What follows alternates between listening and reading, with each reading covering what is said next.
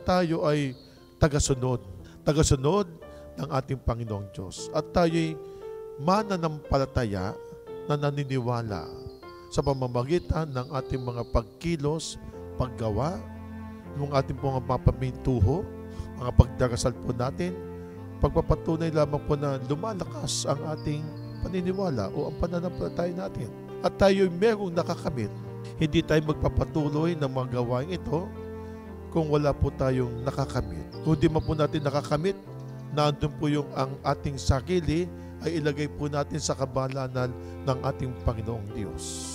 Sa pamamagitan nga po ng ating pagsunod, pinapatotohanan din natin na ang Diyos ay umiiral sa ibabaw ng lupa. At ganyan din po ay meron tayong nakakamit sa pamamagitan ng ating mga gawain o mga kilos.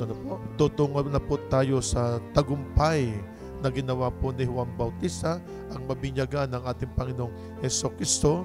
Isang katotohanan lamang po ito ng Diyos, na lamang po siya ang Emmanuel, ang Diyos ay suma sa atin.